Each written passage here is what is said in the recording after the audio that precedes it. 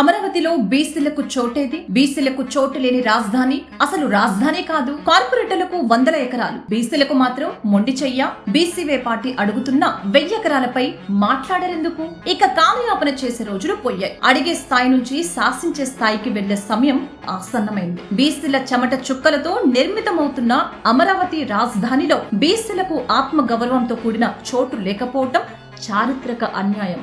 వేల ఎకరాల భూములను బడా కంపెనీలకు, పారిశ్రామికవేత్తలకు తక్కువ ధరకే కట్టపెడుతున్న చంద్రబాబు ప్రభుత్వం రాష్ట్రానికి వెన్నెముకగా ఉన్న బీసీలకు 1000 ఎకరాలు ఇవ్వడానికి ఎందుకు వెనకాడుతోంది?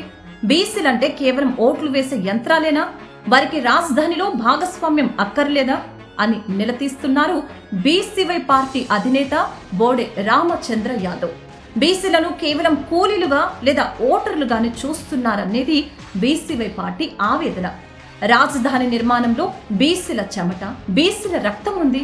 కానీ అక్కడ వారికి ఆత్మ గౌరవంతో కూడిన చోటు లేదు. ఇది బీసీలను చులకన చేయటమేనని అంటున్నారు బోడే రామచంద్ర యాదవ్. దశాబ్దాలుగా బీసీలను రాజకీయ పార్టీలు తమ పల్లకీలు మోయటానికి వాడుకుంటున్నారు.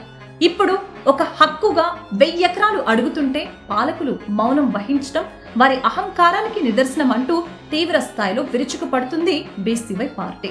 రాష్ట్ర వ్యాప్తంగా, ముఖ్యంగా అమరావతిలో ప్రభుత్వం తనకు నచ్చిన సంస్థలకు, కార్పొరేట్ శక్తులకు, ఇతర వర్గాలకు ఇష్టారీతిన 100 ఎకరాల భూములను దారాదత్తం చేస్తున్న విషయం కళ్ళ ముందే కనిపిస్తోంది. అందరికీ భూములు ఇస్తున్న ప్రభుత్వం రాష్ట్రానికి వెన్నెముకగా ఉన్న బీసీలకు ఎందుకు ఇవ్వటం లేదు అనేది బీసీవై పార్టీ సంధిస్తున్న ప్రధాన ప్రశ్న. ఆంధ్రప్రదేశ్ రాజధాని అమరావతిలో వెనకబడిన తరగతుల ఆత్మగౌరవం, అభివృద్ధి కోసం 1000 ఎకరాల భూమిని కేటాయించాలని బీసీవై పార్టీ అధ్యక్షుడు బోడే రామచంద్ర యాదవ్ ప్రభుత్వాన్ని డిమాండ్ చేస్తున్నారు. రాజధాని అమరావతిలో సామాజిక న్యాయం జరగాలన్నది ఈ డిమాండ్ ప్రస్తుతం ఏపీ రాజకీయాల్లో హాట్ టాపిక్ గా మారింది.